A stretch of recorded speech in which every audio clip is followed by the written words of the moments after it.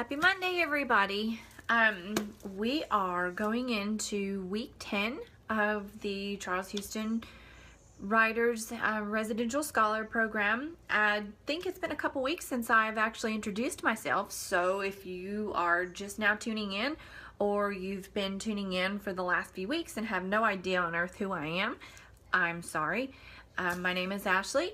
I am the Charles Houston Writers Residential Scholar for 2017-2018, and I will outline a little bit of what we're doing. So based out of the Charles Houston Writers group in Alexandria, Virginia, on Saturdays at 12:30, Director Ed, he has made up a residential scholar program in which I pretty much chose my own project and area of research, and within that criteria I chose to work with adult literacy. And so even further going inside of that, I chose to work with Project Echo, located in Prince Frederick, Maryland.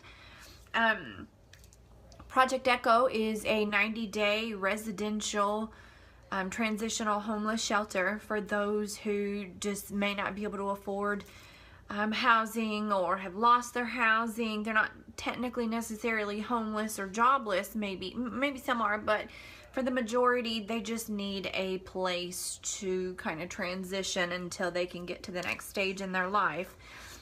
So I chose Project Echo because of that, and also because it kind of seemed more family oriented, family friendly. The facility is really small. So what I've done within Project Echo is created a creative writing program to where I hope to give people who may not feel that they have any other outlet to become creative, or any other way to turn to get out their frustrations, or to write about their happiness, or any way whatsoever that they need to have an outlet so that they don't have to turn to substances or alcohol. So over the past, 10 weeks, I guess. Well, I don't think I've been at Project Echo for 10 weeks, but I think it's been more like 4 or 5. Time's going so fast, I can't even remember how many weeks I've been there, which is a good thing. So I started working there, and each week we do a different writing activity. We've done things like M&Ms, where they take the M&M and for every red color of M&M they say something that made them happy that day, and so on and so forth, depending on the colors of M&Ms. We've done little writing prompts to where they started creating a short story of their own. We had many different stories, which we will continue to work on as the year goes on. But this week was a little different. I did not take in a writing project for them. On the flip side, I took in some of my work. I wanted them to be able to get a little bit of a glimpse into me, who I am, and kind of humanize myself, and let them know that I've been right there where they have. I've been through hardships. I've been through struggles of my own. And so I took in a portion, about 3 or 4 pages, of my senior undergrad thesis that I'm working on for graduation. I'm not going to go into details on this video about what's written in there because it's very personal and displays my vulnerabilities.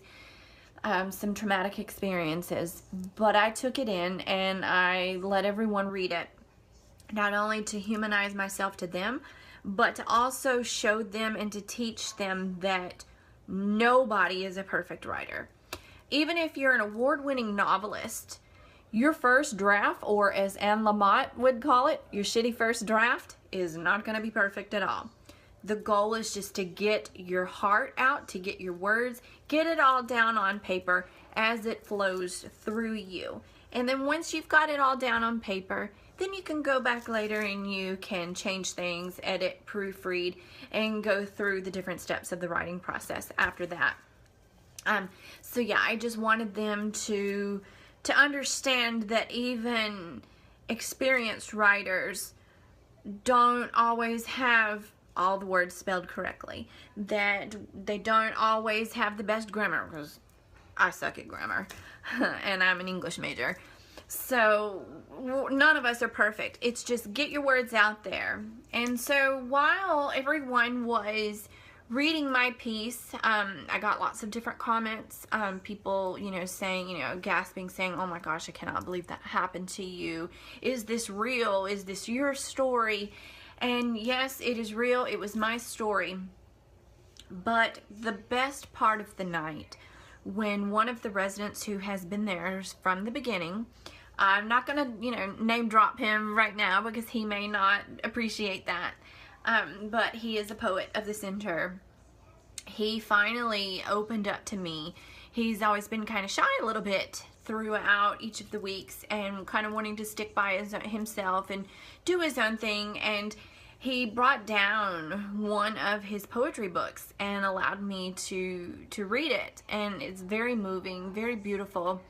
We talked a little even further after the group was over, and he talked to me and told me how writing saved him. Writing gave him that outlet so that he wouldn't have to turn to drugs and so that he wouldn't end up in prisons and things like that. I'm not going to go too much into his own personal story because, again, that's his personal story. But writing, his exact words were to me that writing gave him an outlet and writing saved him from making bad decisions. It gave him that vehicle to be able to have something else.